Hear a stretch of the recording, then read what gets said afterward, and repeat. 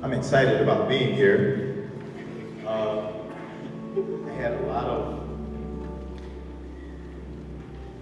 emotions this week as I prepared for this. I was here for 11 years and with the Des Moines Public School District for 21. And I was sharing, things come full circle. And I had the opportunity just before it came for the second half. And by the way, weren't these choirs just awesome tonight?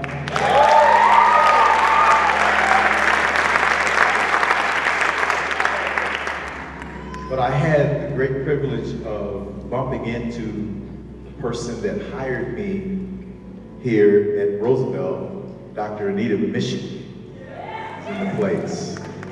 And really interesting conversation that we had, how things come full circle.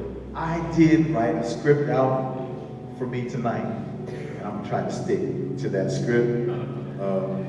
My vocation has changed since I left Roosevelt, and so my other occupation, I have a tendency to go off script. So I'm going to try. Now, if you notice that gospel music requires that you interact with your neighbor as well with the singers. So every now and then, I'm going to ask you to turn to your neighbor and we're going to practice and say, you know, he said, say it to him, you know, he said he was going to try to stay on script. The operative word is try. In celebrating these young people tonight, I had the great privilege and honor of working with them for this past 2 days. I did not realize that it was like the first day back from break, so it took them a half day to kind of get connected back again, and memories came back very quickly of trying to negotiate and to help facilitate young people in getting back in gear. But this evening, I just want to, before I forget, I want to introduce the band that I brought with me tonight. Many of these young men, a few of these young men are young people that I had an opportunity over the years to mentor as musicians. And many of them, we were sharing stories of lessons and stuff at 12 years old and all that kind of stuff. So on keyboard, the young man that he's been around me since he was about 9 or 10, 11, 12. He's from Cedar Rapids, Iowa, and he's Patrick Beats.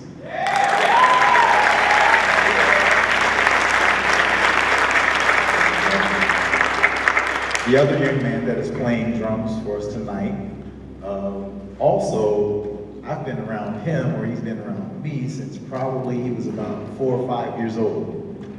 And a very accomplished musician. He is Patrick Beats' younger brother, Eric.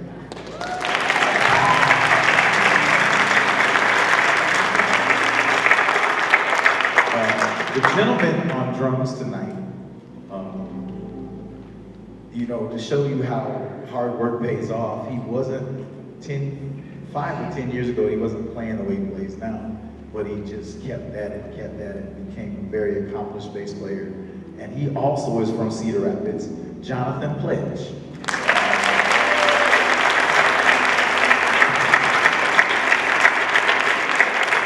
And a person that I just met seven years ago.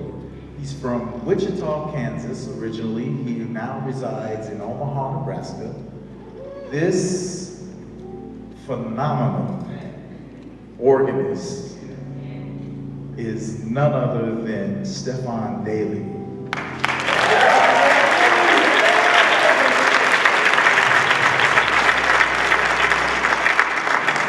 Tonight we take a historical walk. It's really interesting sampling that you've already had CCM, what we call contemporary Christian music, and there's praise and worship music that we're experiencing, and you all had even some contemporary up-tempo stuff. You even had a traditional spiritual tonight, which is always done without musical accompaniment.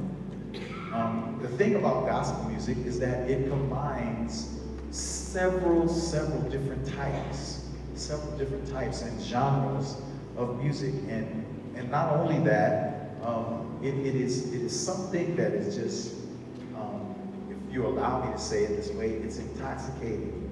It's something that when you have no hope, suddenly you have hope. This particular music was born out of slave songs, and songs that were sung, in particular, Frederick Douglass, in rebutting a particular statement and a common train of thought at that time, that the slaves were singing because they were happy. And Frederick Douglass eloquently rebutted that notion by saying it was exactly the opposite. The slaves were singing because they were not happy. A quiet slave was viewed as rebellious and a dangerous slave, so their masters required that they sing all the time. And so when they were singing, many times they were singing even about that. You've heard the concept. They sang about heaven because they realized that there must be some place better than this. As we move on from slave songs, there were work songs, because many of them were incarcerated. And the particular song that we're going to begin with tonight features a song of young men that were incarcerated in Mississippi, in the state penitentiary. And this particular tune was recorded during that time. This particular tune was the result of understanding that they had a romantic interest outside of the jail, outside of being incarcerated.